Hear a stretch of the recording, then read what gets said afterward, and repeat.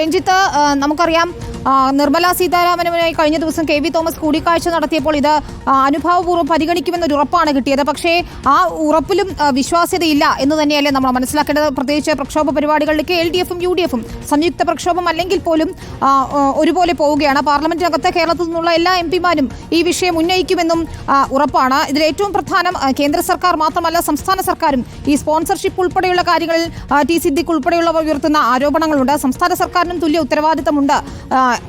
കേന്ദ്ര സർക്കാരിന്റെ ആയാലും സംസ്ഥാന സർക്കാരിന്റെ ആയാലും നടപടികൾ വൈകുമ്പോൾ ഈ പുനരധിവാസം, ദുരന്തബാധിതരുടെ തുടർന്നുള്ള ജീവിതം, ഇതൊക്കെയാണ് ആശങ്കയിലാകുന്നത്.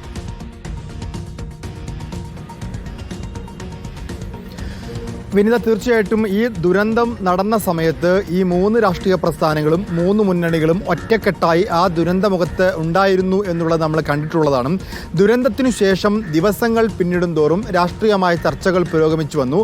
അവിടെ പ്രതിസ്ഥാനത്തുണ്ടായിരുന്നത് കേന്ദ്ര സർക്കാരും BJP-യും തന്നെയായിരുന്നു. കാരണം കേന്ദ്ര സർക്കാരിൻ്റെ ഭാഗത്തു നിന്ന് പ്രധാനമന്ത്രി നരേന്ദ്രമോദി ദുരന്തമുഖം സന്ദർശിക്കുകയും എല്ലാ സഹായങ്ങളും വാഗ്ദാനം ചെയ്യുകയും ചെയ്തു. ആ ഘട്ടത്തിൽ നമ്മളെല്ലാവരും പ്രതീക്ഷിച്ചത്, പ്രത്യേകിച്ച് കേരള സർക്കാരും അതുപോലെ തന്നെ രാഷ്ട്രീയ പാർട്ടികളുമൊക്കെ പ്രതീക്ഷിച്ചത്, കേന്ദ്ര സർക്കാരിൻ്റെ ഭാഗത്തു നിന്നൊരു പ്രത്യേക പാക്കേജ് പ്രഖ്യാപിക്കുകയും ആ പ്രത്യേക പാക്കേജിൽ വയനാടിൻ്റെ ദുരന്ത നിവാരണ പ്രവർത്തനങ്ങൾ പൂർണ്ണമായും നടപ്പാക്കാൻ സാധിക്കും എന്നുള്ളതായിരുന്നു. പക്ഷേ ഈ ഘട്ടം വരെ അത്തരത്തിലൊരു പാക്കേജ് പ്രഖ്യാപിക്കുന്ന കാര്യത്തിൽ കേന്ദ്ര സർക്കാരിൻ്റെ ഭാഗത്തുനിന്ന് അനുഭാവപൂർണ്ണമായ ഒരു സമീപനവും ഉണ്ടായിട്ടില്ല എന്ന് മാത്രവുമല്ല, L3 കാറ്റഗറിയിൽ പെടുത്താൻ പോലും കേന്ദ്ര സർക്കാർ ഇതുവരെ തയ്യാറായിട്ടില്ല.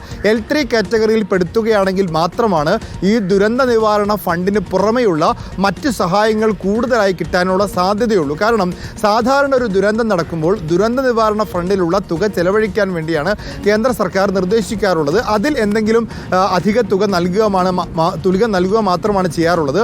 എന്നാൽ L3 കാറ്റഗറിയിൽ പ്രഖ്യാപിച്ചാൽ അതിനനുസരിച്ചുള്ള പുതിയ പാക്കേജുകളും കൂടുതൽ പാക്കേജുകളും സഹായങ്ങളും ഒക്കെ കിട്ടും.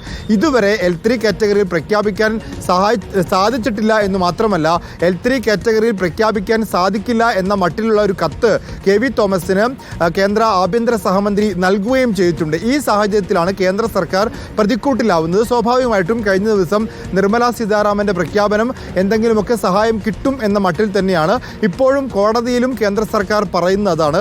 ഇവിടുത്തെ BJP നേതൃത്വം പറയുന്നത് സംസ്ഥാന സർക്കാർ ഒരു പാക്കേജ് പ്രഖ്യാപിച്ച് ആ പാക്കേജ് നൽകാത്തത് കൊണ്ടാണ് അത്തരത്തിലൊരു പദ്ധതി കിട്ടാത്തത് എന്നുള്ളതാണ്.